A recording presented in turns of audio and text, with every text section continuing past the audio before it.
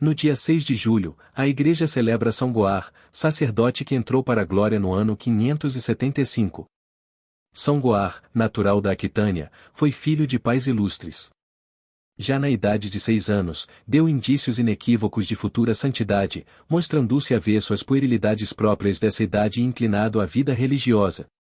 Com um cuidado extraordinário, zelava pela pureza do coração, manifestando grande repugnância por tudo que era pecado, principalmente o pecado abominável. Por meio da oração e da recepção frequente da Sagrada Comunhão, conservou intacta a inocência batismal. Tendo feito os respectivos estudos, recebeu o Santo Sacramento da Ordem. Pelas orações, pela pregação e, antes de tudo, pelo exemplo modelar, fez com que muitos pagãos se convertessem ao cristianismo e grandes pecadores voltassem ao caminho da virtude. Como, porém, as muitas visitas se tornassem incomodas e prejudiciais, resolveu sair da sua terra e servir a Deus na solidão. Assim aconteceu, e estabeleceu-se perto de Obervezeu, sobre o Reno, na diocese de Treves. Ali, com licença do bispo, erigiu uma capela e uma pequena casa para moradia. Atraídos uns pela curiosidade, outros pela santidade e grande caridade do sacerdote estrangeiro, os habitantes daquela região, pagãos ainda, vieram visitar o santo eremita, que, tornando-se missionário, conduziu muitos ao aprisco do Senhor.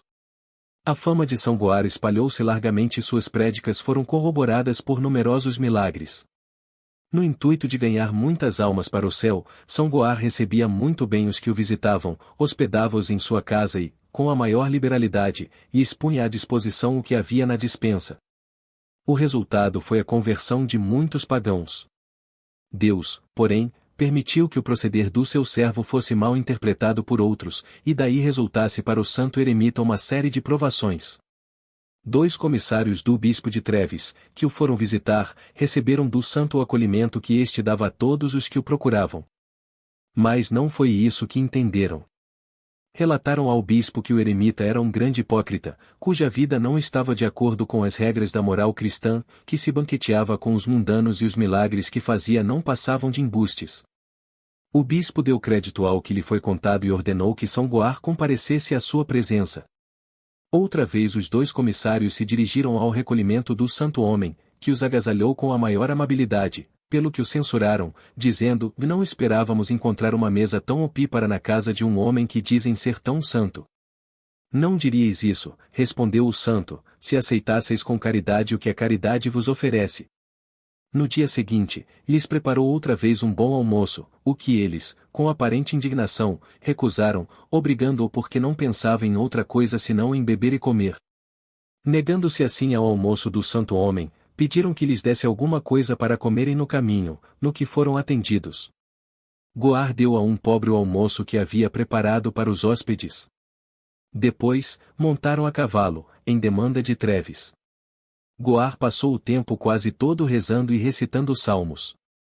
Era meio-dia quando os 2 companheiros sentiram um abatimento tal que quase chegaram a desfalecer. De todas as provisões que Goar lhes tinha dado, nenhum vestígio mais acharam, pelo que se lhes abriram os olhos, por esta circunstância, reconheceram um castigo do céu pelas censuras ásperas e desapiedadas que fizeram ao santo homem. Ele, não só lhes perdoou a falta de caridade, como ainda pediu a Deus que os socorresse. Apareceram da mata 3 corças que, mansinhas, deixaram que Goar as ordenhasse. Com o leite das corças, os viajantes refizeram as forças. De adversários que eram, os comissários passaram a ser defensores do santo eremita, a quem pediram perdão pelo que de má fé contra ele haviam tentado. Chegados a Treves, relataram ao bispo o que tinha acontecido no caminho e fizeram de Goar as mais elogiosas referências. O bispo, porém, permanecendo no juízo que de Goar formara, chamou-o à sua presença e, perante numerosa assistência de clérigos, o increpou de diversos vícios, em particular da embriaguez, intemperança e hipocrisia. O santo sacerdote, humilde e mansamente, defendeu sua inocência, sem, porém, conseguir convencer ao superior. Enquanto isso se dava, entrou o sacristão-mor da catedral, tendo nos braços uma criança recém-nascida que tinha sido achada na porta da igreja. Vens muito a propósito, disse o bispo ao funcionário da catedral, ou agora há de se mostrar se Goar é homem de Deus ou não. E, dirigindo-se ao santo eremita, o bispo disse: Se nos puderes dizer quem são os pais desta criança, acreditaremos na tua inocência e santidade, ou se não, serás tido como hipócrita e embusteiro. Goar pediu ao bispo que não o sujeitasse a essa provação, em vão, o bispo insistiu. Goar fez uma pequena oração, adiantou-se para a criança e disse-lhe: Em nome da Santíssima Trindade, eu mando que nos reveles os nomes de teus pais. A criança imediatamente respondeu em voz alta: Rústico é meu pai e Flávia é o nome de minha mãe. O bispo, ouvindo estas palavras, caiu como fulminado aos pés de Goar, pedindo-lhe que perdoasse a falta. São Goar ficou muito pesaroso de ter, aliás involuntariamente, concorrido para a descoberta do pecado do superior e próximo. O bispo renunciou à diocese e retirou-se da vida pública, entregando-se a obras de penitência. O fato chegou aos ouvidos do rei Sigeberto. Este mandou chamar à sua presença o santo eremita, exigindo do mesmo que lhe narrasse o ocorrido. Goar, porém, querendo salvar a reputação do bispo, nada disse.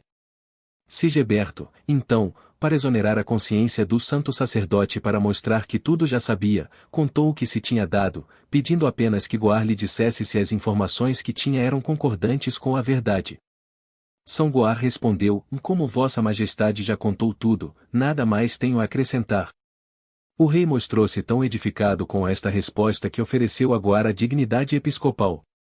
Vendo que também era vontade do povo tê-lo por bispo, Goar pediu a Deus que interviesse, pois não se julgava merecedor de tão alta dignidade. Deus ouviu a oração do seu servo e mandou-lhe uma grave doença que durante 7 anos o prendeu à cama. Passados esses 7 anos, o rei renovou o pedido. Goar respondeu que só deixaria a cela quando fosse levado ao cemitério. Assim sucedeu. Acometido de outra doença que o prostrou durante 4 anos e meio, o santo veio a falecer em 575. Quão preciosa foi essa morte aos olhos do Altíssimo, provam os inúmeros milagres que lhe tornaram glorioso o túmulo. Os restos de São Goar encontram-se na igreja do mesmo nome. Durante séculos, São Goar foi um dos santuários mais célebres da Renânia, e lá iam peregrinações da Bélgica e da Suíça. Na Reforma, a população de São Goar passou a ser protestante. A cidade, porém, conservou o nome do santo padroeiro. Muitos dos habitantes voltaram à religião católica. Embora seja protestante ainda a igreja de São Goar, a glória de Deus e do santo é anunciada pelos sinos, dos quais um traz a inscrição: São Goar, confessor do Senhor, excelso sacerdote, benigno protetor, defendei-nos, que somos pecadores. São Goar é padroeiro dos hoteleiros, dos navegantes, dos oleiros e vinhateiros. É invocado em casos de defesa do bom nome. Reflexões. É digna de destaque a resposta que São Goar deu ao rei, que queria saber qual castigo receberá o bispo. O exemplo do santo confirma a doutrina cristã, que aconselha o maior cuidado no julgamento das faltas do próximo, ainda que sejam verdadeiras e reais. A denúncia de faltas alheias é lícita e pode até ser necessária e obrigatória, contanto que seja feita com reta intenção e há pessoas que, pelo cargo de superior, podem e devem corrigir e castigar o delinquente.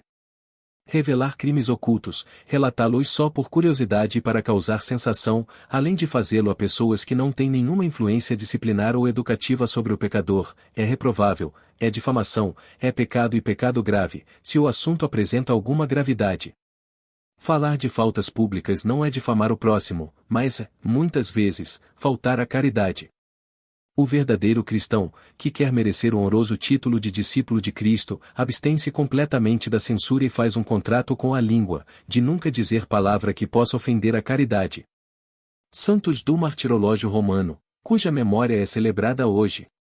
Na Judéia, o profeta Isaías, dos grandes profetas o primeiro. É chamado o evangelista do Antigo Testamento por causa das profecias messiânicas. Com razão se lhe outorga o título de príncipe dos profetas. Como nenhum outro, levantou seu protesto contra a corrupção dos costumes, que teve seu início no mau exemplo da corte, formada pelo ímpio rei Acais, o pior de todos que ocuparam o trono de Judá. Horrível martírio lhe ditou o rei Manassés. Começando pelo alto da cabeça, seu corpo foi cerrado ao meio. Isaías morreu com 80 anos de idade, em 681 a.C. Dos 4 animais apocalípticos aplicados aos grandes profetas, cabe-lhe o leão. Em Fiesole, na Toscana, o martírio de São Romano, discípulo do apóstolo São Pedro. São Goar, rogai por nós.